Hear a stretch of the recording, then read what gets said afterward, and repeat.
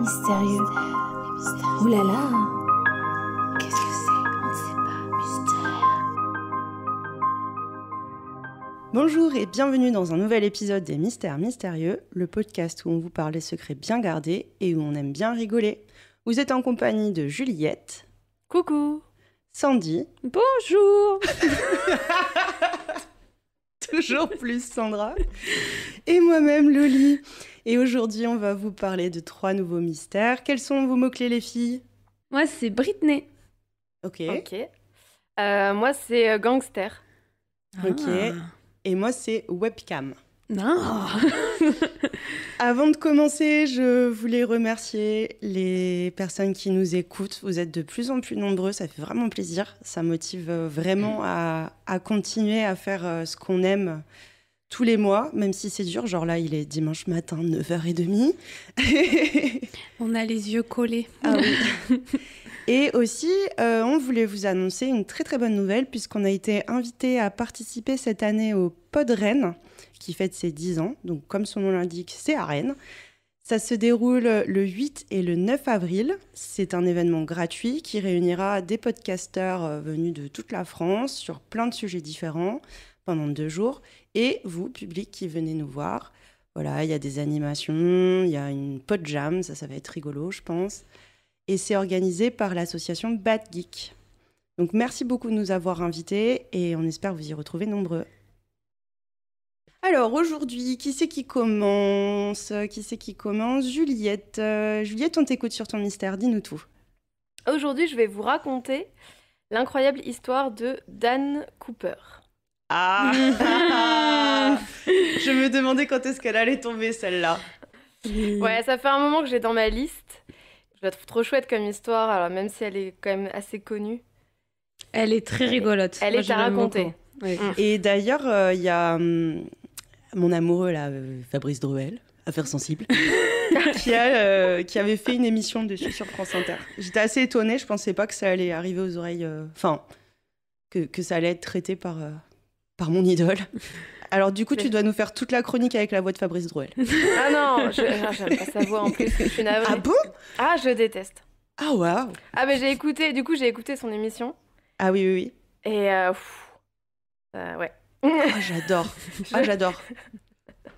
Je l'ai fait par pure conscience professionnelle parce que je n'aime pas du tout sa manière de parler. Ah comme quoi, hein? Eh oui. Purée. J'aurais jamais cru tomber sur quelqu'un comme toi un jour, Juliette. Et le podcast se finit là. Ok, pardon, on t'écoute, vas-y. Dan Cooper. Donc c'est une affaire qui est extrêmement connue aux États-Unis, puisque elle s'est passée aux États-Unis. Et c'est devenu quand même un petit peu une légende, un peu comme un Arsène Lupin populaire. Et elle commence un petit peu aussi à être connue en France. Ça s'est passé dans les années 70, le 24 novembre 1971 exactement, sur un tout petit vol de 30 minutes de Portland à Seattle, le vol 305. À bord, il y a 36 passagers et 6 membres de l'équipage. L'avion n'est rempli qu'au tiers. Parmi les passagers se trouve un certain Dan Cooper.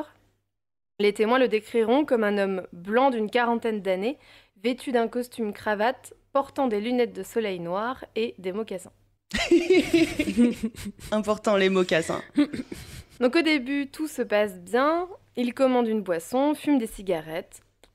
Dans l'avion. Rien à signaler. Alors oui, à l'époque, vraiment on une autre époque. On pouvait fumer tranquillement dans l'avion. Dieu merci, ça s'est arrêté parce qu'un avion avec de la fumée dedans, ouf. Ouais, c'est ouf. Quand j'étais petite, je prenais l'avion et justement, il y avait encore dans les accoudoirs les cendriers en métal. Ah oui, ouais. C'est ouf. Peu après le décollage, l'homme en question tend un morceau de papier à l'une des hôtesses. Pensant que l'individu veut flirter et lui donner son numéro de téléphone, l'hôtesse range le papier d'abord dans sa poche sans le lire. Il lui murmure alors « Madame, vous feriez mieux de regarder cette note. J'ai une bombe. » Et là, tu ajoutes dans mon pantalon. T'es trop malaisante, Sandra. Tu sors. En plus, c'est un gangster plutôt classe, tu casses toute son image. Donc il en trouve son attaché case D'accord. Pas autre chose. Et il lui montre ce qui ressemble à un énorme engin explosif. Sandy, elle en peut plus, elle est rouge comme une tomate. Ça l'a fait rigoler. Voilà. Précision importante, Dan Cooper demande à l'hôtesse de récupérer ensuite le papier, mais elle affirmera qu'il était écrit en lettres capitales que le passager était en possession d'une bombe, qu'il exigeait que l'hôtesse prenne place à côté de lui et que l'avion était désormais détourné. L'hôtesse informe directement le commandant de bord des exigences de Dan Cooper, une rançon de 200 000 $ américains, ce qui représente à peu près aujourd'hui 1,3 million de dollars, 4 parachutes, supposés être pour les 4 personnes qui vont par la suite rester avec lui, et un camion-citerne sur le tarmac de l'aéroport de Seattle afin de refaire le plein de l'avion. Prévenus, les autorités accèdent à ces demandes. J'ai juste une question. Du coup, dans la mallette, il y avait une bombe ou un fusil? C'est ça que j'ai pas compris. Toi, t'étais resté bloqué sur son Oui, portable. c'est là-dessus. On va Alors, pas j'ai écouter. précisé. Pardon. Ça ressemblait à un engin explosif. Donc là, on est sur le Ok. témoignage de l'hôtesse. Donc ça ressemblait... dans les témoignages, ce qui est décrit, c'est un cylindre avec des fils électriques. Donc on n'est même pas sûr aujourd'hui que c'était vraiment une bombe ou qu'elle fonctionnait en fait. D'accord. Ok. Donc, il réclame de l'argent, des parachutes. Le vol continue tranquillement. Personne n'est au courant de ce qu'il se joue dans l'avion et Dan Cooper continue de fumer. Arrivé à Seattle, les personnes restent dans l'avion. On apporte à Dan les 200 000 $, les 4 parachutes et on attend que le plein de l'avion se fasse. Une fois que c'est plein, les passagers descendent de l'avion. Dan reste avec le pilote, le copilote et une hôtesse. Et à ce moment-là, il leur annonce « Voilà ce qu'on va faire maintenant, nous allons redécoller et prendre la direction du Mexique. » Mais du coup, il n'y avait pas de policiers à son arrivée à Seattle? C'était autour de l'avion, mais là, on est... pour l'instant, on reste en huis clos dans l'avion. Personne ne sort. Et du coup, on attend les directives de Dan Cooper, puisqu'à tout moment, il peut se faire exploser. Ah oui, d'accord. Tu vois. Ok. On est toujours sous la menace, donc voilà. D'accord. Donc ils sont 4 dans l'avion, d'où les 4 parachutes. Ils prennent la direction du Mexique et le pilote précise qu'ils n'ont pas assez d'essence, malgré tout, pour aller jusqu'au Mexique, même s'ils ont fait le plein, et qu'ils vont devoir faire une halte à Reno, dans le Nevada. Dan Cooper dit « Ok, pas de souci, du moment qu'on se dirige vers le Mexique. » Entre-temps, les autorités font venir 2 avions de chasse, et quand l'avion repart vers le Mexique, il y a 2 avions de chasse qui suivent l'avion de près. Ah. Ok. Le vol se poursuit. Là, on est dans la nuit et il est 20h environ. À ce moment-là, il ordonne à l'équipage de s'enfermer dans le cockpit et d'ouvrir la porte escalier à l'arrière de l'appareil. L'avion est à 3000 mètres d'altitude quand le pirate saute dans le vide avec la rançon et un parachute sur lui et disparaît dans la nuit. Entre Reno et le Mexique? Un peu avant Reno. Un peu avant Reno où il devait refaire le plein. Ok. Et tout ça chassé par 2 avions de chasse. C'est ça. En fait, Okay. tout l'équipage se retrouve enfermé dans le cockpit. Ils savent qu'ils ont reçu l'ordre en fait, d'ouvrir l'escalier de derrière. Ils savent que l'escalier s'est bien ouvert parce qu'ils sentent l'air rentrer dans l'avion. Mais malgré tout, ils n'ont pas vu le pirate s'envoler en fait. Potentiellement, il a sauté à ce moment-là. Et arrivé à l'aéroport de Reno, l'avion s'est finalement posé. Les forces de l'ordre se sont déployées au cas où le criminel aurait bluffé et serait resté à bord. Mais les fouilles ne donnent rien. Cooper s'est bel et bien volatilisé. En sachant que les 2 avions de chasse n'ont pas du tout vu. Ah, ils l'ont pas vu sauter? Ouais, le mec sautait. Ah. C'est pour ça aussi que quand pas. l'avion s'est posé, ils se sont demandé si c'était vrai ou pas. Ah ouais, moi c'est le premier truc qui m'est venu à l'esprit, genre c'est l'hôtesse de l'air ou le crew qui a demandé la rançon et tout, et le gars n'a jamais existé. Non. D'accord. Je savais pas, tu vois, qu'il y avait eu des avions qui n'avaient pas vu le mec sauter. Et oui, c'est un peu ça. Alors après, la visibilité n'était pas très bonne, il faisait nuit, et je suppose que les avions de chasse, ils s'attendaient pas à ce que le mec il saute à 3000 mètres d'altitude, en sachant que j'ai vu sur des témoignages, on est sur des températures de moins 56 degrés dehors. Moins quand même. Et le mec a 56. sauté en mocassin. D'où l'importance des mocassins. Ok, d'accord. Cooper a disparu, l'agence de renseignement américaine traque l'homme, suit des centaines de pistes, interroge plus de 800 suspects au final. En vain, pas de corps, pas de parachute. En 1972, un portrait robot a été fait par le FBI de Dan Cooper avec et sans lunettes.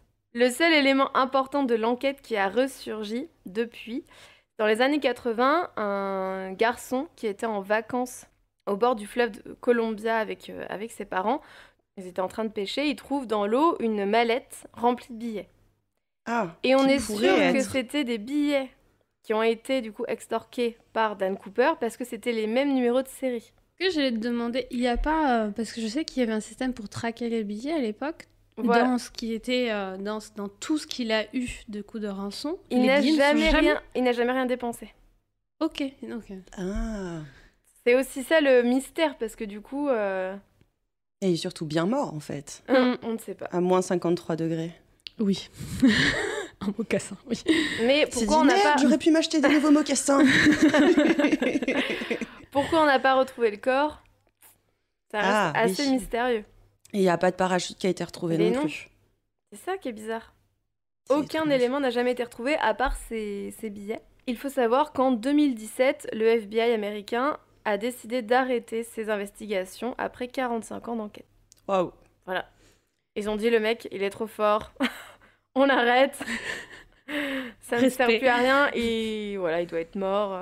Mais c'est vrai que là, quand tu dis le FBI a enquêté pendant 45 ans, ça donne d'autres hypothèses possibles que c'est le gouvernement qui a fait une expérience et c'est un secret défense et c'est caché et c'est pour ça que personne n'a la solution. Je trouve ça intéressant pour une fois que c'est un mystère qui ne vienne pas d'un gouvernement. Ouais, c'est un peu un mystère pour tout le monde. Dans les hypothèses, on a effectivement le fait que Dan Cooper n'aurait pas survécu à son saut en parachute. Donc, je cite un des agents du FBI chargé de l'affaire. Aucun parachutiste expérimenté n'aurait sauté dans la nuit noire alors qu'il pleuvait avec un vent de face de plus de 300 km/h, habillé d'un Ah ouais. imperméable et des mocassins, c'était trop risqué. Ouais, tu Ah oui. disloques dans les airs 300 km/h. Dire nous, quand ils vendent 70 km/h, déjà on n'en peut plus. Après, justement, ça peut être un total amateur qui s'est dit je saute en parachute, tout chousse, et puis qui ne sait pas ce que c'est que de Vu sauter la en parachute. préparation du plan, Ouais, je je trouve pense ça pas non fou plus. qu'il ne se soit pas entraîné auparavant à faire des sauts en parachute. Ou alors, vu qu'il a demandé à tout le monde de se réunir dans le cockpit, il avait réussi à introduire un matériel, des vêtements adéquats pour ce genre de saut en parachute et il est parti Peut-être. se changer vite Il y a fait. peut-être cette possibilité-là. Après, je vous ai pas dit aussi pourquoi il avait choisi 4. Il avait demandé 4 parachutes. Oui, En fait, c'était réfléchi. C'était pour être sûr qu'il ait un parachute qui soit en bon état. Parce que possiblement, il s'est dit, si les autorités me donnent un seul parachute, si je réclame un seul parachute pour moi, ils peuvent ah, et 4, c'était faire le en sorte nombre qu'il ne de s'ouvre gens, pas ou qu'il y ait qu'il y ait un problème de sécurité. Alors que là, en demandant 4 parachutes pour les 4 personnes dans l'avion, les autorités ne savaient pas si c'était lui qui allait sauter ou les autres membres de l'équipage. Donc il fallait des parachutes. qui fonctionnent. Voilà. Ouais, c'est malin. Donc non, il y a plein de détails comme ça où tu te dis, le mec, il avait bien préparé son plan. Et du coup, c'est quoi le délire où ce serait pas son vrai prénom? Il y a un Del comme ça où un coup il s'appelle Dan et un coup il s'appelle DB. Ah oui, parce qu'en fait, à l'époque, le FBI questionna un homme qui s'appelait Daniel B. Cooper, qui ne fut pas considéré comme un suspect significatif sur le long terme, mais cependant avec une mauvaise communication dans les médias. Ok, Ce qui est resté, c'est le nom de D.B. Cooper, mais pas Dan Cooper. d'accord. Mais il n'y a pas aussi un gars qui a révélé sur son lit de mort qu'il était justement Dan B. Cooper? Oui, aussi. Donc il y a un homme qui a révélé à sa femme, sur son lit de mort, il lui a dit « Approche-toi ». C'est ton move. Elle s'est approchée, elle a tendu l'oreille et il lui a dit « Je suis Dan Cooper ». Voilà, et il est mort. Et donc elle, pareil, a été persuadée, parce qu'elle a recoupé des informations, notamment qu'il l'aurait emmené un jour, à peu près dans les années 80 justement, emmené au bord du fleuve, et qu'il se serait échappé un moment en solitaire sur le bord du fleuve, donc c'est à ce moment-là qu'il aurait laissé les billets, qu'il avait une blessure au genou et que ça aurait été dans sa chute, Mais qu'il si, se serait blessé. si Mais- c'est vrai, c'est la turbolouse. Ça veut dire que le mec a sauté et il a perdu sa mallette en route. Oui, c'est ce que j'ai demandé. Où est l'argent? Bah, surtout que dans la mallette, il n'y avait qu'une partie de l'argent. Il y a pas tout. Ah Le reste de l'argent n'a jamais été retrouvé. Alors qu'il n'a pas été utilisé. En tout cas, ils n'ont pas eu de traces avec Non. le numéro de série. Ah ouais. Non, non. Et Peut-être qu'il a fait des faux billets le avec. FBI n'a pas poursuivi ce suspect-là non plus, enfin cette piste en tout cas, de cet homme qui s'est dit être Dan Cooper. Ils l'ont pareil mise de côté assez rapidement. Donc on peut imaginer que finalement c'était que des coïncidences et c'était pas réellement quelque chose de tangible. Ah oui, autre hypothèse, mais bon, ça sert un peu à rien, c'est que Dan Cooper serait en réalité une femme. Ok. Mais Hypothèse. ça n'explique pas du tout comment il a fait. Oui. C'est pas du tout. C'est hors sujet. C'est plus le fait, voilà, potentiellement, il s'était déguisé en homme et du coup c'est pour ça que le FBI ne l'a jamais retrouvé. Mais Ah même ça, c'est un peu tiré par les Bah cheveux parce oui. que Parce que le FBI, il cherche un suspect, il cherche pas un homme ou Voilà. une femme, quoi. c'est exactement. Et je pense Mm. qu'ils ont aussi essayé cette piste. Ok, est-ce que tu as d'autres théories à nous proposer? Eh bien non, pas spécialement. J'ai juste un petit fait divers. Par la suite de cette affaire de Dan Cooper, il y a eu 3 détournements similaires de Boeing 727. Toujours le même Et du avion, coup- du coup, ça veut dire? Oui, D'accord. et en fait, c'était les personnes en question, elles utilisaient le même mécanisme dans le sens où elles demandaient en plein vol à ouvrir l'escalier de derrière Mhm. pour pouvoir sauter en plein vol. Donc, ça a été plus ou moins réussi par la suite. Et donc, ils ont créé une vanne Cooper qui permet à ce que l'escalier reste fermé dès que l'avion a décollé. Alors, ça a donné lieu à une invention technologique, quoi. Oui, Ah, tout c'est à trop fait. drôle. Trop bien. Trop de gens sont sautés en plein vol. ont sauté en plein vol. Mais du coup, avec tous ces autres gens qui ont sauté, ils n'ont pas pu faire un peu des expériences, genre est-ce qu'on peut survivre à moins 34 degrés ou ce genre de truc? Moins 50. Ah, c'est moins 50, je crois que c'était Oui. 34. Non. Et les gens, ils ont utilisé les billets après, ces gens-là, ils ont réussi. Alors j'ai pas cherché, je t'avoue, précisément ces affaires. J'ai juste vu que c'était pas réussi. D'accord. Donc possiblement soit ils sont morts, enfin, j'imagine, Soit ils se sont soit fait ils se choper, sont quoi. fait arrêter ou voilà. Mais voilà, ils ont tenté le coup un peu à la manière d'Anne Cooper et ça n'a pas marché. Ils ont fait une Il y a Cooper. que lui qui a réussi à s'en sortir et à disparaître. Ok. Cool. Bah, merci beaucoup, Juliette, pour ce petit mystère classique, mais qui méritait de nous faire part de tous les détails. Il y a J'aime plein de bien, choses que de je rien. savais pas. Ouais, j'aime bien cette histoire. Ah, elle est trop chouette. Ouais. Moi aussi, elle me fascine. Le mec à la cool dans l'avion. Non, mais allez-y, prenez votre temps. Avec son petit cigare et puis... Ouah Ouais, c'est ça. Sandra, elle a fait sa propre chronique dans sa tête, en fait. Elle s'est fait tout le film avec les effets spéciaux et tout. Ok, est-ce que justement, Sandra, tu nous parlerais pas de ton mystère à toi? Oui Britney. Britney. Alors, je vais vous parler de Britney Spears et du hashtag Where is Britney. Depuis plusieurs mois, il existe d'étranges rumeurs qui circulent sur Britney Spears. Elle serait retenue contre sa volonté, les photos d'elle sur Instagram seraient d'anciennes images montées pour faire croire qu'elle est en sécurité, voire même qu'elle aurait été remplacée par un double et que le tout aurait été orchestré par son nouveau mari. Elle a un nouveau mari? Depuis juin 2022. Avant d'expliquer ce mystère, c'est important de savoir d'où vient, en fait, l'histoire de Britney Spears et de ses fans, c'est quelque chose de passionnant. Alors, ce n'est pas la première fois que les fans de Britney s'inquiètent pour la chanteuse, et à raison. En fait, le hashtag Where is Britney a été créé pour la première fois en 2019, lorsque son Instagram a été inactif pendant plusieurs mois. C'est le podcast Britney's Gram qui donnera l'alerte. Britney's Gram. Oui, c'est 2 comédiennes en fait qui l'ont créé et leur but était de décortiquer les posts Instagram de Britney Spears chaque semaine. Un jour, les 2 nanas ont reçu un message vocal anonyme de la part d'un ancien membre de l'équipe chargée de la tutelle de Britney. D'après lui, elle refuserait de prendre ses médicaments et son entourage l'aurait fait interner de force depuis des mois face à son refus de se soigner. Et ce qui Ça était... colle pas déjà, mais attends. Tu reçois un coup de fil anonyme, mais tu sais de qui? C'est pas anonyme du coup. Enfin, Et il a jamais donné son nom. Il dit juste qu'il faisait partie. Ça, c'était encore en 2019. C'était pas maintenant. oui. Et en fait, elles ont reçu un message vocal anonyme d'une personne qui dit être de l'équipe de la tutelle. Ouais, donc c'est pas sûr en fait. C'est pas sûr, ça n'a jamais été vérifié. D'accord. Mais l'information comme quoi elle était internée de force était vraie. C'est révélé vrai par la suite. D'accord. Ok. Et du coup, je voulais juste vous faire un petit retour sur l'histoire de Britney pour mettre un peu en contexte, pour comprendre la hype qu'il y a actuellement sur ce hashtag. Le hashtag, c'est Where is Britney?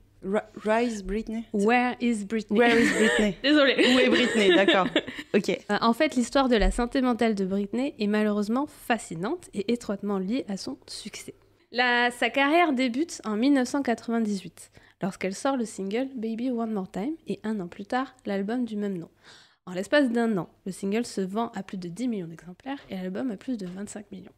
Ce qui en fait un des singles les plus vendus au monde et la meilleure vente pour un premier album, et elle a tout juste 18 ans. À partir de là va commencer une pression médiatique énorme sur la jeune fille. Elle subit de nombre d'interviews très déplacées pour une jeune fille de son âge. Et il y a certaines interviews assez hardcore où la nana, elle est à peine mineure et le gars lui dit... À peine majeure. À peine majeure, oui. Et le gars lui dit « Ah là là, Britney, tout le monde y pense. » Et elle demande « À quoi ?» Mais c'est pas un produit Disney, Britney Spears? À la base, si. Donc elle était C'est déjà ça. exposée médiatiquement avant la Oui, mais musique. pas autant. D'accord. Là, vraiment, en un an, elle est devenue la chanteuse pop la plus connue des adolescents. D'accord. Ok. Et ouais, du coup, en interview, oui, les gens se permettent en conférence de presse de lui demander si elle est encore vierge. Des mecs très Quel vieux. enfer. Ouais, des mecs très vieux lui disent Ah, tout le monde pense à vos seins, Britney Spears. Enfin, et elle est à peine majeure. En 2004, elle se marie avec le rappeur Kevin Federline et ont ensemble 2 enfants. Mais leur divorce est prononcé en 2017. Et pendant tout ce temps, c'est la proie des tabloïds, elle est vue comme une mauvaise mère et son comportement est jugé inapproprié.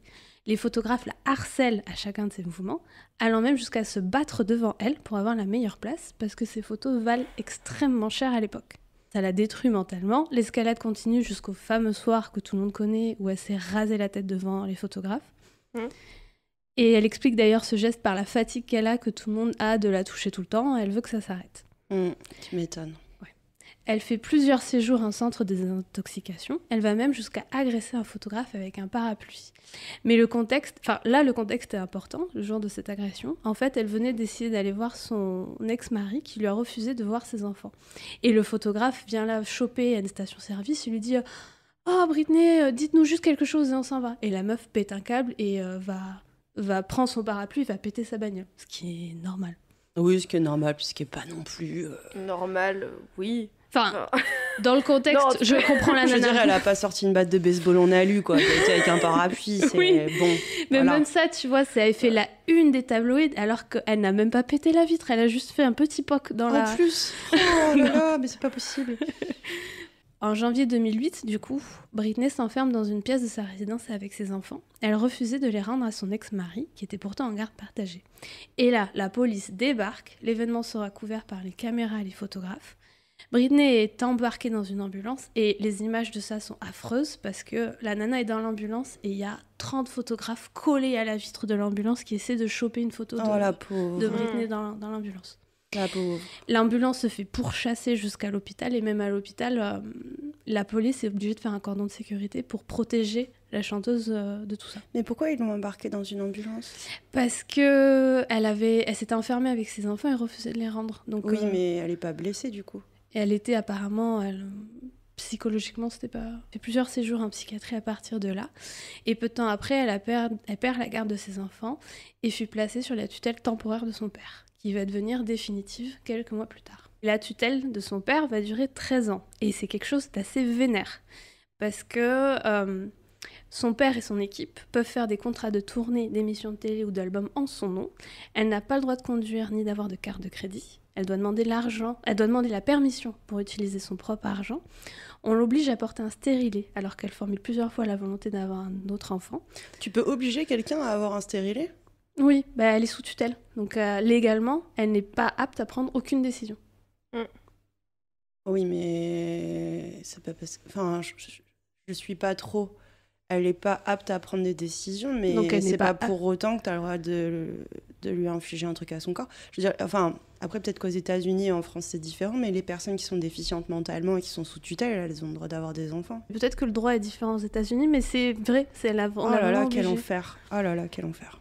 Et Bah. du coup, son père et ses avocats ont la gestion exclusive de ses biens et de son capital. Légalement, son père peut débarquer chez elle et foutre tout le monde dehors s'il veut. Ouais. Mais c'est le cas, la tutelle en France, c'est pareil. T'as un droit de regard sur ton argent, sur les décisions que tu prends.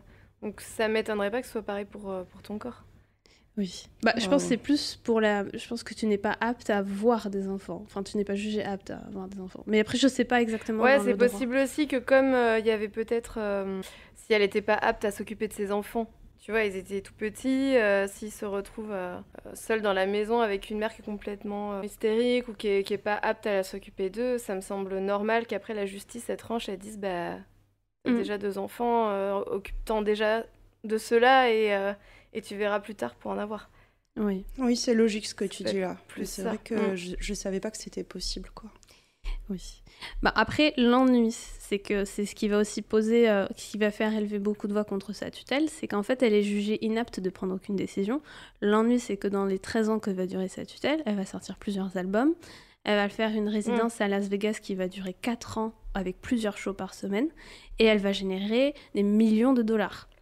Oui, non, mais bien sûr. Non, mais derrière, par contre, c'est vicelard. C'est une tutelle. Il y a un truc... Ouais. Oui. Je pense qu'il y a eu la décision de base, elle devait pas être complètement folle. Et qu'après, par la suite, par contre, ça a dégénéré et ils se sont dit, putain, c'est le bon filon, quoi.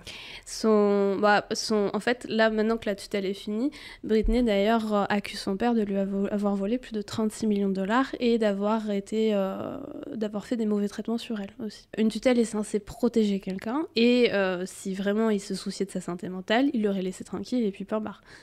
Comme je disais, le mouvement Free Britney va commencer en 2019. Suite à la publication du podcast Britney's Drum. Il va prendre ensuite énormément d'ampleur, relayé par des célébrités comme Miley Cyrus ou Rose McGowan. Et à ce moment-là, le père de Britney qualifie le mouvement de conspiration et affirme qu'elle est allée en institut d'elle-même. Et ce podcast, il raconte quoi en fait ? En fait, chaque semaine, les nanas analysaient les posts Instagram de Britney parce qu'ils étaient très cryptiques. Il y avait des images... Ouais, d'accord. En fait, il y avait des images, par exemple, une fenêtre dans un mur de pierre, il y a toujours de l'espoir, ou moi, ce que je veux, c'est être libre et tout ça, dans un ton faussement naïf, mais que si tu analysais un peu les photos, ça faisait poser question. C'est comme les gens qui postent des paroles de chansons en 2010 sur Facebook. Et en fait, il y a eu aussi ce qui a fait dire qu'il y avait un problème à ses fans, c'est qu'il y avait des échanges bizarres sur les vidéos Instagram de Britney. Par exemple, il y avait des fans qui demandaient « Britney, si t'es en danger, dans ta prochaine vidéo, porte un haut jaune », ce qu'elle faisait. Et pour voir si vraiment il y avait un lien de corrélation, ils redemandaient « Oh, dans la prochaine vidéo, est-ce que tu peux porter un haut bleu ?» ce qu'elle faisait. Ou genre « Est-ce que tu peux mettre une colombe ?» ce qu'elle faisait. Toujours dans la vidéo d'après.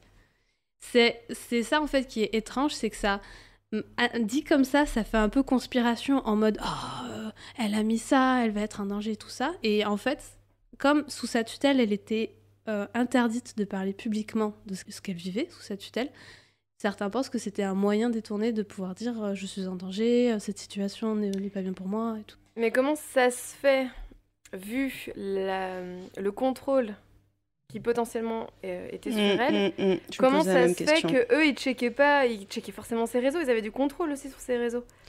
Est-ce que c'était une manière aussi de jouer sur le succès ? Je sais pas. Moi aussi, ça m'étonne parce que même actuellement, certains pensent que c'est pas elle qui gère son compte Insta et comme aussi à l'époque, moi aussi, je trouve ça étonnant que quelqu'un qui est aussi surveillé que Britney, chaque journaliste qui l'interviewait devait passer par toute l'équipe et valider du coup l'interview. Tout était surveillé, les moindres faits et gestes. Enfin, ça m'étonne aussi que l'Insta ne soit pas checké aussi. Oui, parce que soit t'as la liberté de faire ce que tu veux sur les réseaux et là tu dis directement que t'es en danger, t'expliques les tenants, les aboutissants, tu révèles les documents en mode Wikileaks. Soit tu es vraiment surveillée et tu peux rien faire. Mais ce qui m'étonne aussi, c'est que tu expliquais tout à l'heure qu'elle était constamment harcelée par les paparazzis, etc. Mm. Donc toujours sous le regard de personnes extérieures à son noyau familial qui s'occupait d'elle. Est-ce qu'elle n'a pas pu appeler à l'aide Alors, la via pression, ses extérieurs? les paparazzis, en fait, le mouvement des paparazzis a été à son paroxysme jusqu'aux années 2010, tu sais, avec les tabloïds. Après, quand Internet a commencé un peu à prendre de l'essor, les tabloïds ont eu de moins en moins de pression. Mais à l'époque 2007-2008, où elle a fait son breakdown, les tabloïds et les journaux scandales avaient énormément de pouvoir et les photos valaient beaucoup plus cher. Donc du coup, maintenant, il y a moins de pression par rapport à ça. Donc elle est moins poursuivie. En tout cas, les photos actuellement, il y en a moins, enfin, de ce que je sais. Okay. Finalement, après, il y a eu quand même du coup 2 documentaires qui sont sortis en 2021 sur la tutelle de Britney Spears, ce qui a permis au mouvement de prendre de l'ampleur. Et suite à plusieurs auditions au tribunal, sa tutelle est finalement levée en novembre 2021. Voilà, pour le contexte. Mais qu'est-ce qui se passe actuellement ? En fait, ce qui a commencé à mettre le feu aux poudres, c'est les désactivations temporaires de son compte en juillet 2022.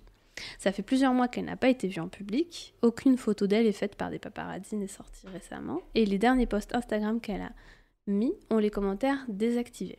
Pour remettre dans le contexte, la dernière fois qu'il y a quelque chose, c'est pareil, la dernière fois où son Instagram a été inactif, c'est quand elle avait été internée de force. Donc ça a suffi aux fans de dire « Où est Britney ? Elle a disparu, quelque chose ne va pas ».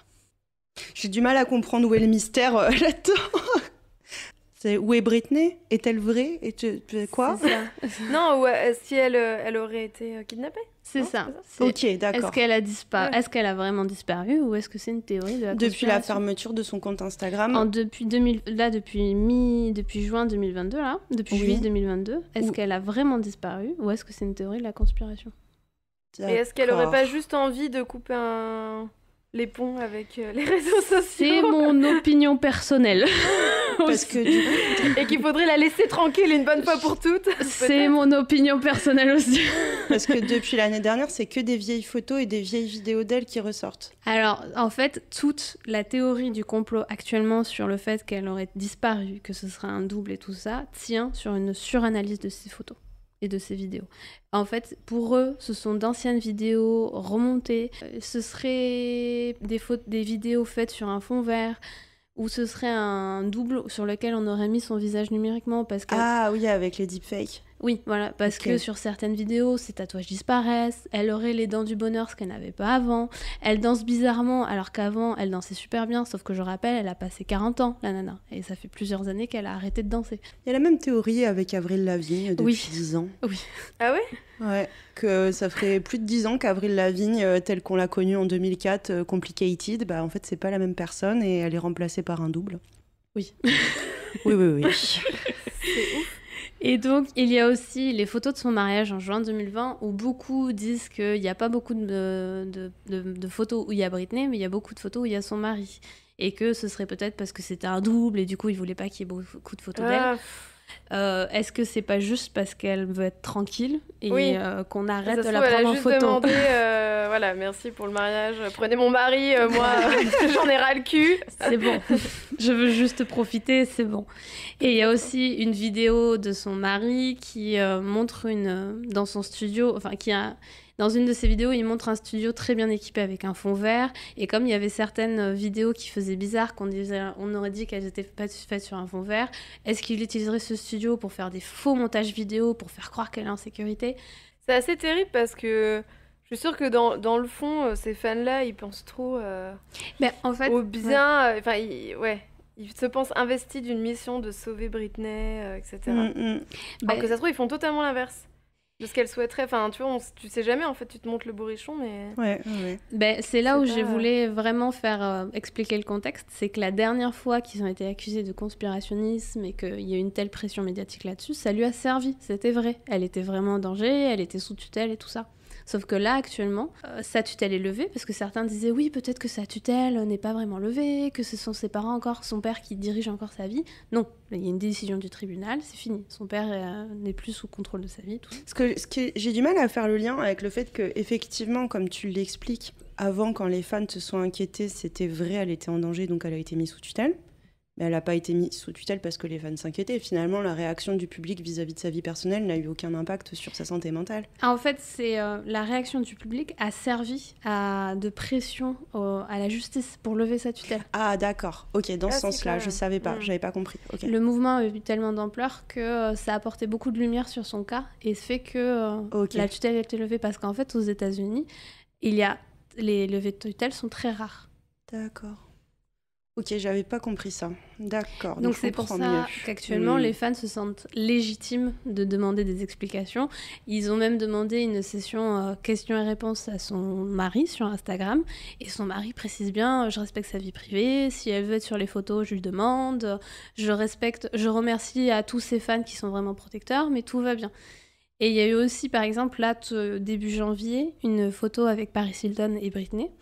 Et sur la photo Instagram, en fait, il y a eu beaucoup de commentaires de fans qui ont dit « Mais qu'est-ce que c'est que ça ? Ça se voit que la photo est retouchée. Qu'est-ce que tu fais, Paris ? C'est pas possible. » Et Paris Hilton a répondu à ça en disant non, la photo n'est pas retouchée. Ah, donc c'était pas Kim Kardashian, c'était Paris Hilton.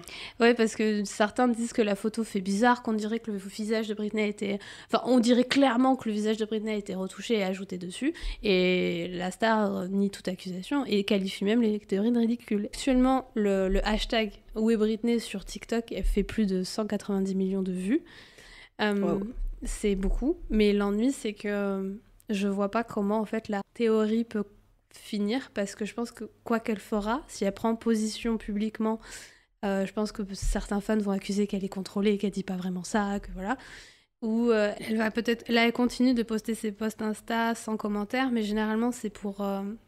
c'est juste pour arrêter la polémique, mais justement, ça l'amplifie, le fait de plus avoir de commentaires sur ses posts Insta. Donc voilà, je vois pas comment la rumeur...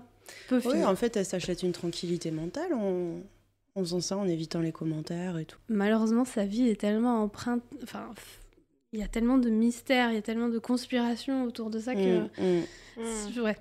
Je finirai pour dire du coup qu'elle a quand même négocié un contrat de 15 millions de dollars pour sa biographie. C'est bien. Go Britney. Voilà. Et aux dernières nouvelles, elle refuse de remonter sur scène. Oh bah merci beaucoup Sandra pour cette chronique qui nous éclaire plus sur la condition de la femme sous tutelle que sur la carrière pop. Oui. Après, est-ce qu'il y a un mystère ? Pour moi, pas vraiment. C'est juste une nana qui veut vivre sa vie tranquille. Mais j'en ai profité pour parler un peu de la vie Britney, que je trouve, d'un point de vue relation entre ses fans et la pression médiatique, ultra intéressant. T'étais fan de Britney, toi, non ? Ah oui. Ah oui. Fan de Britney. Mais ça, d'ailleurs, je trouve ça, enfin, juste pour conclure, mais je trouve ça fascinant, la fascination qu'ont les gens pour Britney, parce que c'est une chanteuse pop. Elle n'a pas vraiment de discours politique, elle vient d'une famille conservatrice, elle a soutenu Bush pendant la guerre, enfin, je comprends pas. J'aimais bien, enfin, pour danser, c'est super cool, alors là, me faites pas dire le contraire, mais la fascination que tout le monde a autour d'elle, je ne comprends pas. Oui, je pense que ça relève d'un truc psychologique sur les idoles. Ouais. Oui, et puis qu'après, il y a ce côté un peu dramatique de sa vie qui attire toujours, et du coup, ça crée une légende autour de sa vie. Enfin, tu vois, les stars, en fait, qui ont une vie un peu lisse, ils rentrent pas comme ça dans la légende. C'est affreux, mais il faut du drama, il faut... Sauf si tu es Dolly Parton. Dolly Parton, plus de 40 ans de carrière, une idole, des tournées incroyables. Et toujours secrète sur son mari et sa vie personnelle. The Queen. Merci beaucoup Sandra pour ta chronique. Et puis il nous reste la dernière chroniqueuse. C'est moi. Pas des moindres. Loli. Oui, aujourd'hui, mon mot-clé c'est webcam. Et je vais vous parler d'un sujet que vous connaissez peut-être puisque c'est un peu un mystère de l'Internet. D'habitude, c'est Sandra qui s'occupe des mystères de l'Internet. Donc je pense que Sandy, tu vas connaître. Saviez-vous qu'en 2018, en France, on estimait à 60 000 le nombre de caméras de vidéosurveillance sur l'ensemble du territoire ? donc dans les espaces publics. Mhm. À ces caméras de surveillance de l'espace public s'ajoutent les caméras privées, des webcams mises en place par les gens pour diverses raisons. Surveillance de l'intérieur d'un magasin, d'un hôtel, d'un resto, piscine de camping, entrée de ton pavillon, mais aussi surveillance à l'intérieur de ta maison, de ton bébé pendant qu'il dort, de tes animaux, de ta femme de ménage. Voilà. Aujourd'hui, on compte de plus en plus d'objets connectés au sein de notre quotidien. On pense à Alexa, par exemple, les enceintes connectées, ce genre de trucs. Et une bonne partie donc, de ces objets filment non-stop notre vie. Seulement voilà, bon nombre de ces caméras sont accessibles facilement par n'importe qui sur le web. Il existe plusieurs sites qui répertorient ces webcams non sécurisées en France et partout ailleurs dans le monde. Par exemple, sur le site Insecam, on peut chercher un flux vidéo live par pays, ville ou par type de lieu. Bar, salon de coiffure, parking, bureau, intérieur de maison, hôtel. C'est un site sur lequel tu as des mots-clés de recherche et tu choisis ce qui t'intéresse de voir. Ouvert comme ça. Ouais, Ok. tu peux y aller, je peux y aller, tout le monde peut y aller. Mais il y a plusieurs sites comme ça, je mettrai le lien justement dans le descriptif de cet épisode, mais il y a plusieurs sites qui répertorient ces webcams. Attends, je croyais quand même qu'il y avait un espèce de circuit fermé sur les webcams. Je trouve ça bizarre que tu y accèdes comme ça. Non, pas forcément. Ok. Je vais vous expliquer vite fait pourquoi. C'est pas vraiment l'objet de ma chronique, mais je vais devoir l'aborder. Mais c'est en ça que c'est complètement... Je trouve ça complètement dingue. Tu croyais en sécurité? Ouais, t'as beau... Non, mais t'as beau te du protéger de partout, machin. En fait, tu le sais pas, mais au quotidien, tu vas faire tes courses, t'es filmé par 3 caméras publiques ou privées qui vont enregistrer tes images et qui sont accessibles à n'importe qui sur l'Internet. Ça fait hyper peur. Donc, rien que sur le site dont je vous parlais, Insecam, 228 webcams sont répertoriées à l'heure où je vous parle, où l'on peut voir entre autres l'intérieur d'une boutique à Nice, l'intérieur d'une laverie à Nanterre, un pavillon avec jardin à Paris, donc d'un particulier, une piscine intérieure avec bain de soleil près de Rennes, et le site propose même de localiser géographiquement l'emplacement de la webcam. Dans quel but a été fait ce site internet? Alors justement, c'est un site internet qui a été fait pour mettre en lumière Ce problème-là. D'accord. Ok. Et ce site, Insecam, a été annoncé par les médias depuis plusieurs années comme un site russe, parce qu'il est hébergé en Russie. Un site russe pirate vos webcams et tout. Et en fait, il pirate rien du tout. Vos webcams ne sont pas protégées. Ok. Alors, comment c'est possible ? Donc, c'est un peu la question qu'on se pose. C'est pas vraiment l'objet de ma chronique, mais je l'aborde vite fait. Pour faire court, les mots de passe pour se connecter à ces caméras sont souvent les mots de passe d'usine et ils n'ont jamais été changés par les propriétaires. C'est un peu comme si tu achètes un cadenas à code et que tu gardes la combinaison 000. Voilà, c'est complètement débile, mais il y a plein de gens qui ne se rendent pas compte que leur flux vidéo... Moi, je me dis, le coût de la piscine intérieure, ça veut dire que n'importe qui peut se connecter et voir des gens en maillot de bain. Ouais, mais après, tu peux dire qui va aller voir le flux de ma webcam. Bah, c'est comme Facebook, hein. Moi, je pense que c'est un nid à personnes mal intentionnées envers les enfants. Oui. Ouais. Tu vois. Oui, effectivement. Aujourd'hui, on fait des caisses pour genre les trucs pour cacher ta webcam sur ton ordinateur, machin et tout, mais en fait, le danger, le danger est plus grand. Le danger est ailleurs. Le danger J'allais est dire partout. ça. Le danger vient d'ailleurs. Non, et puis en plus, en vrai, je pense que c'est quelque chose d'humain. Enfin, il y a ce côté, bon là, il y a aussi des réseaux pédophiles et tout hyper importants sur les réseaux sociaux, mais tu vois, même là, t'en parles. T'as envie moi, d'aller voir. Ah ben oui, tu sais, il y a ce côté commère à l'intérieur de toi, tu te dis, oh, bah dis donc. Et puis t'imagines, t'observes ta rue, et là tout à coup, tu vois sur la webcam, je sais pas, un voisin, bah forcément tu regardes, tu fais, qu'est-ce qu'il fait? Tu vois, t'as une curiosité un peu malsaine, c'est affreux. C'est vrai. Et d'ailleurs, parmi les liens que je vous ai mis de côté, il y a un lien qui filme en direct un pub à Dublin, à Temple, dans la rue Temple Bar, jour et nuit. Donc ça veut dire que jour et nuit, tu peux te connecter et voir les gens dans le pub en train de boire des bières. Mais est-ce que les gens qui sont dans le pub, ils sont au courant? Je sais pas. Ouais, c'est ça. Tu vois, est-ce que tu as vraiment envie d'être filmé Au niveau de la loi, peut-être qu'ils peuvent pas garder les vidéos de surveillance plus de 24 heures aussi. Parce que finalement, sur ces sites, tu regardes en live et après, tu as des genres de snapshots toutes les temps de minutes. Mais je pense pas que tu puisses regarder ce qui s'est passé pendant 2 heures il y a 15 jours. Bah, c'est au niveau du stockage de données, c'est énorme aussi. C'est ça. Comme je vous le disais, donc, ces webcams sont accessibles par n'importe qui sur le web, vous et moi. Et en 2011, un anonyme curieux fait une étrange découverte à travers une de ses caméras non sécurisée. Il tombe sur un live stream d'une femme, inerte dans une étrange position. On dirait qu'elle dort. Il fait part de sa découverte sur un thread dédié sur 4chan et d'autres utilisateurs se connectent pour suivre le live avec lui. Sandra, elle fait un petit signe de tête, je pense qu'elle connaît l'histoire. Non, je pense pas que c'est cette histoire en particulier. Après, c'est une vraie histoire parce qu'il y a plein de légendes urbaines là-dessus. Ah oui, c'est une vraie histoire que je vous raconte. Ok, d'accord. Ce n'est pas une creepypasta, c'est une vraie histoire. Enfin, bref. Ok. Il se passe rien. La jeune femme ne bouge pas. Certains paniquent et se demandent même si elle n'est pas décédée. Mais au bout de 12 heures, enfin, elle émerge. Une communauté en ligne se monte autour de cette mystérieuse inconnue et des fans suivent ses moindres faits et gestes qui globalement sont dormir n'importe où et n'importe comment, dans un petit appartement désordonné et passer des heures sur son ordinateur. Et c'est pareil, c'est pas une artiste qui fait une performance, parce que ça aussi, ça existe. Ça existe aussi, ouais. Ouais. Tu veux faire ma chronique directement? tu veux faire les conclusions directement? Comment ça se passe? Ah non, c'est comme ça peut être tout. C'est vrai. C'est le but de notre podcast, Sandra. Parfois, elle hurle ou elle pleure. Donc, sa vie quotidienne est diffusée pratiquement non-stop via 3 webcams. On est alors selon les sources, effectivement, on est en 2008 ou en 2011 et ça se passe pour de vrai, c'est tout ce qu'on sait. Il y a des snapshots de cette période, c'est réel, une femme inconnue est filmée par 3 webcams. Il y avait déjà des flux live de webcam en 2011 ? Oui, et alors j'ai fait l'impasse sur toute une partie dont je voulais vous parler qui s'appelle Jenny Cam, qui a commencé dans les années 90, qui est une meuf qui se filmait dans sa chambre d'étudiante aux États-Unis. Ouais. Et qui a filmé pendant plusieurs années non-stop en live. Je savais pas que c'était si vieux. Et même avant, je me souviens, et c'est un sujet qui m'a toujours passionnée, j'étais au lycée, je crois, et j'ai fait un exposé sur Big Brother. Et justement, à l'époque, il y avait déjà des sites où tu pouvais regarder des webcams et même diriger les axes des webcams dans les espaces publics. Sérieux ?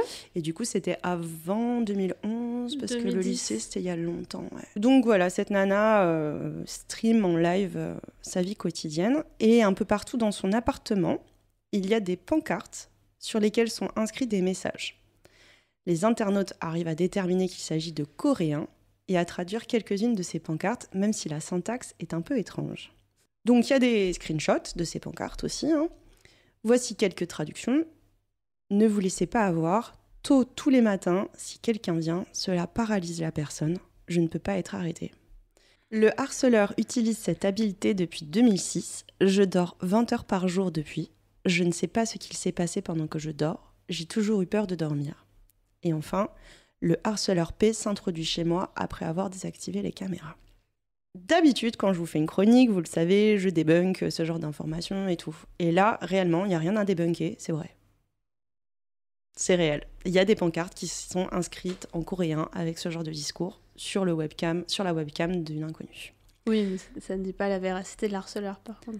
La communauté autour de cette étrange coréenne anonyme s'inquiète. Et ils poussent leurs recherches. Qui est-elle ? Pourquoi stream-t-elle H24 et est-elle en danger ? Les recherches aboutissent sur plusieurs choses. D'une part, ils découvrent que cette mystérieuse femme est très active sur le net à travers pas moins d'une 30aine de blogs différents en coréen et en anglais. Elle possède également une chaîne YouTube et dans une vidéo datant de 2010, elle affirme être séquestrée depuis 1999 par un policier à la retraite qu'elle appelle P. L'histoire prend de l'ampleur et de plus en plus d'internautes se penchent sur cette femme. Elle ne sort que très peu de son appartement et on ne voit personne entrer chez elle, même si parfois les caméras se coupent. Ça dure plusieurs années. Ce que je comprends pas, c'est que si elle était vraiment retenue en otage, d'où viennent les caméras ?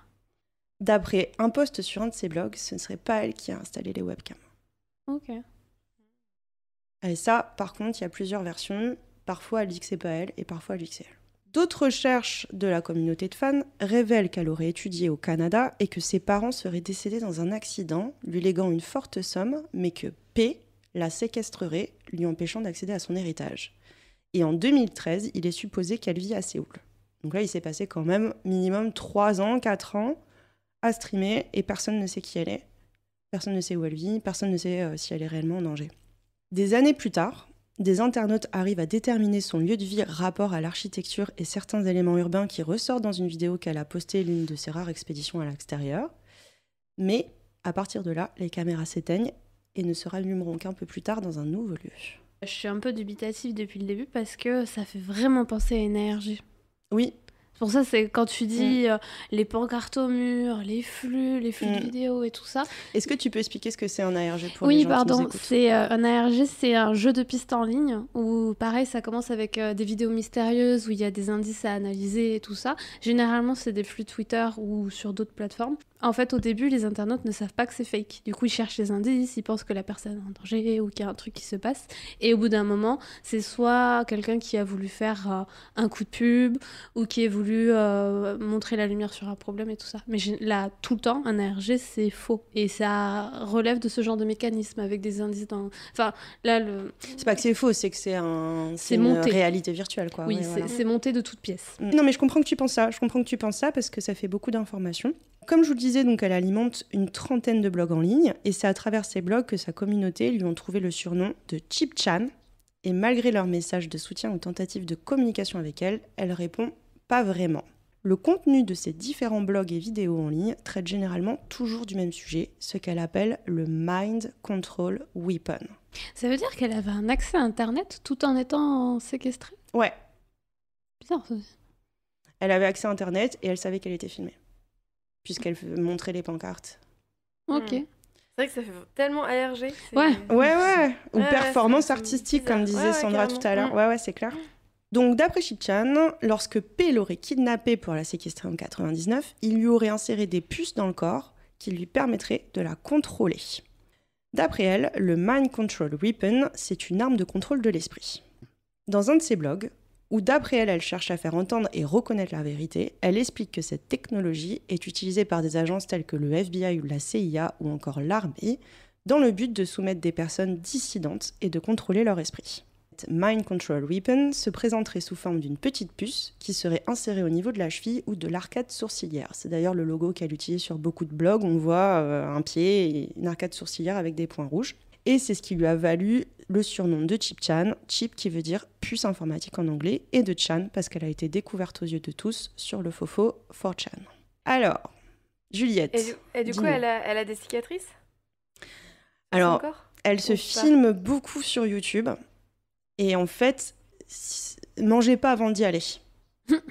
Mangez pas avant d'aller voir parce que elle a, on dirait, une maladie de peau sur pratiquement tout son corps. En fait, c'est tellement en mauvais état qu'on ne voit pas de cicatrice. Au niveau de ses jambes. Ok. Au niveau de ses jambes, elle explique justement que c'est à cause de cette incision-là qu'elle a cette maladie de peau. Enfin, donc, je vois bien que ça vous paraît un petit peu fou, cette histoire de Mind Control Weapon, et que vous vous questionnez sur la véracité de cette histoire. C'est une histoire. Ce que je vous raconte, ce sont des vrais faits. Après, le pourquoi du comment, on ne sait pas. Il faut savoir que la neurotechnologie et la neuroingénierie, ce sont des vraies disciplines scientifiques qui existent vraiment. La neuroingénierie, ça regroupe les pratiques et les technologies visant à améliorer ou modifier les performances cérébrales. La neurotechnologie, ça désigne une technologie en fait qui a une influence sur la manière dont sont compris les interprétations du cerveau et ses fonctions, sur la conscience et la pensée. C'est un sujet passionnant, je vais passer très très vite dessus, mais pour faire court, c'est une pratique qui date pas d'hier parce que dans les années 80-90, il y a des scientifiques soviétiques qui ont conçu des équipements pour perturber le fonctionnement des neurones dans le corps et le cerveau des individus en les exposant à des très très fortes doses de rayonnement électromagnétique. Et il faut savoir que l'Union soviétique a déboursé plus d'1 milliard de dollars pour des dispositifs de contrôle mental. Et les résultats de ces recherches sont aujourd'hui inconnus. Aux États-Unis, il y a eu un projet de la CIA qui s'appelle MKUltra et qui s'est déroulé des années 50 à 70 dans le but de développer justement la recherche et le développement d'agents chimiques, biologiques et radiologiques capables d'être utilisés dans des opérations clandestines de contrôle du comportement du corps humain. Et le financement de ce projet s'est fait de manière secrète et douteuse par beaucoup d'institutions et d'universités. Parmi les sous-projets dont on a des traces, on peut notamment citer le sous-projet 119 dans les années 60, qui avait pour but d'agir sur le comportement à distance au moyen d'une stimulation électrique. C'est un projet qui a fait ses preuves lors d'expérimentations sur les chiens. Certains portaient des électrodes maintenues en place avec du ciment dentaire, D'autres portaient un casque fixé à leur harnais et avec ces dispositifs, les chercheurs sont parvenus à les faire courir, changer de direction et s'arrêter au moyen d'un courant électrique spécifique comme une télécommande. Les chiens télécommandés. Voilà. Donc c'est une technologie qui est expérimentée depuis longtemps, qui existe vraiment, ce truc de... Alors c'est pas forcément le mind control weapon dont parle Chip Chan, mais voilà, c'est un flow scientifique. Plus récemment, en 2015, et ça c'est juste incroyable. Donc 2015, c'était il n'y a pas si longtemps, il y a des scientifiques qui ont implanté des électrodes dans le cerveau de 2 primates. Ces électrodes, ils communiquaient avec un ordinateur. Et je vous passe une grande partie des détails techniques, mais l'expérience fut une réussite, puisque les 2 macaques ont réussi, avec leur seule pensée, à faire bouger un bras virtuel qui était matérialisé sur un écran d'ordinateur. Les chercheurs qui ont fait cette expérience parlent de BrainNet, qui est la contraction de brain, cerveau et network. Donc, attesté officiellement depuis 2019, le but du gouvernement américain, c'est de créer des armes qui sont contrôlées par la pensée, comme des drones, et aussi de transférer des images d'un cerveau à l'autre ou d'un cerveau vers une machine. Genre le soldat voit un truc et les autres le voient aussi. Quoi. Quel enfer. Du coup, cela nous amène à nous poser la question suivante. Est-ce que Chip Chan est vraiment contrôlé par une puce ? Elle semble vouer une haine particulière envers les forces de l'ordre, notamment à travers ce qu'elle écrit sur son présumé kidnappeur, P, qu'elle décrit comme un ancien policier à la retraite, qu'elle surnomme parfois Pig. Les enregistrements de sa propre voix, qu'elle diffuse régulièrement sur son stream, ajoutent que P est un policier corrompu, vindicatif, arrogant, psychopathe, paranoïaque et qu'il a été entraîné aux techniques du terrorisme spécial, notamment les armes de contrôle de l'esprit, le terrorisme chimique bactériologique et le harcèlement des victimes. Son stream dure toujours ? Non, son stream s'est arrêté en 2020. Ok. Elle a streamé minimum de 2008 à 2020, non-stop. Ah, c'est beaucoup. Pratiquement non-stop. Ouais. Ah, c'est beaucoup. Ouais. Et du coup, tu connais la fin de l'histoire ? Oui, je vais vous la raconter. Donc les internautes ont fait des recherches sur ce mystérieux P et ont abouti...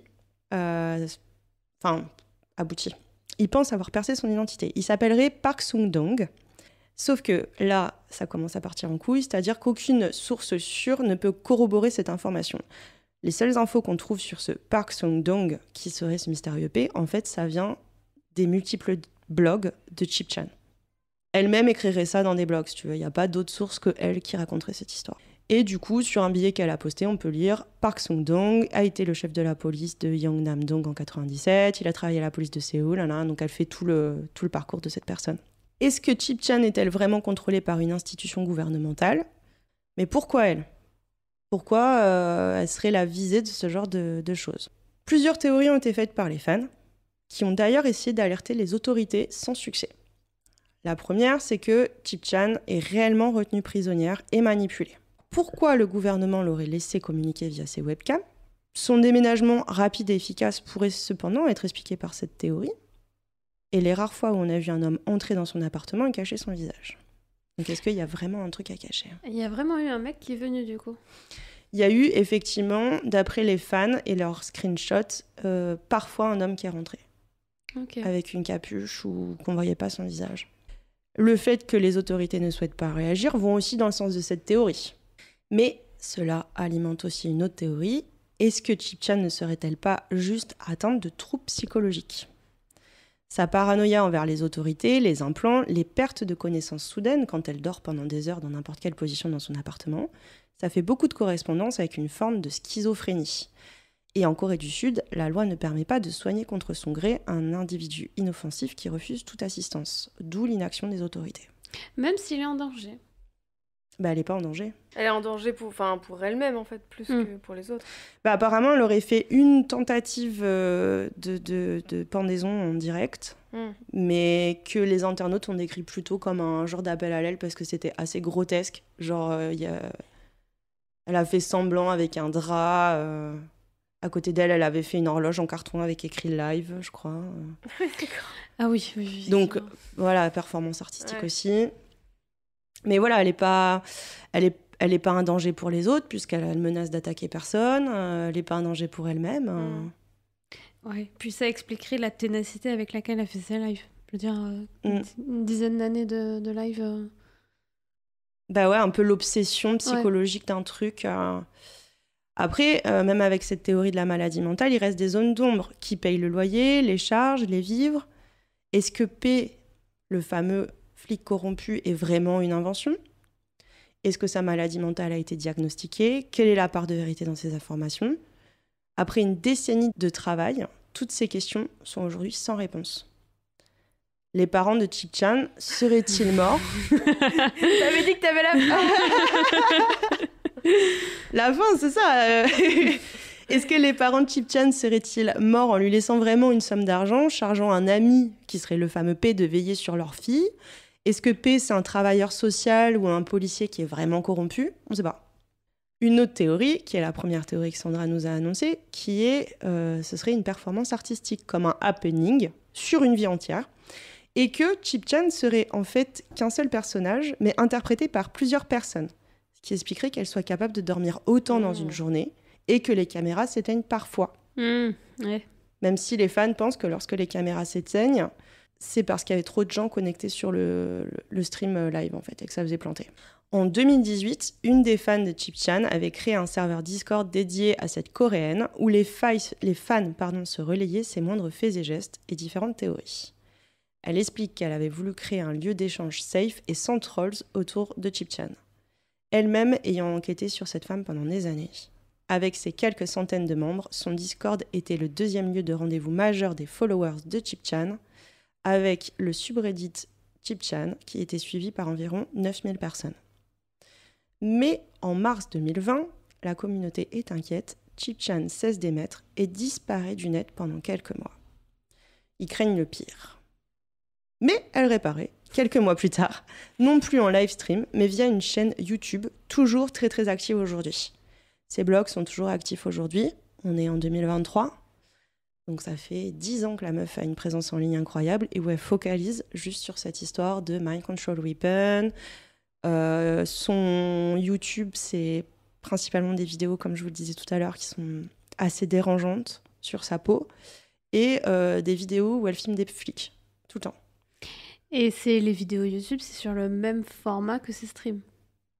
C'est elle, chez elle Non, les vidéos YouTube, c'est elle à l'extérieur, principalement, ok. lors de ses sorties.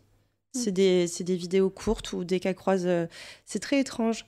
Les vidéos sont relayées sur ses blogs et en fait, elle fait une vidéo de tous les gens qu'elle croise dans la rue, genre la femme de ménage, la vieille du quartier. C'est vraiment étrange. Aujourd'hui, donc, personne n'a percé le mystère et malgré qu'elle ait filmé sa vie pratiquement non-stop pendant plus de 10 ans, personne ne connaît la réelle identité de Chip Chan ni ses motivations. Ouais. Merci Loli. Merci beaucoup. Et ben voilà, je pense qu'on a fait le tour de nos 3 mystères. Comme je vous le disais tout à l'heure, je vais vous donner un lien d'une Airscam, qui est en fait une webcam accessible publiquement, où vous pouvez suivre en direct ce qui se passe au Temple Bar Pub à Dublin. On va pouvoir faire nos commères. Ça. Et tous les liens importants seront mis comme d'habitude dans le descriptif du podcast pour que vous puissiez creuser un peu plus les pistes qui vous intéressaient.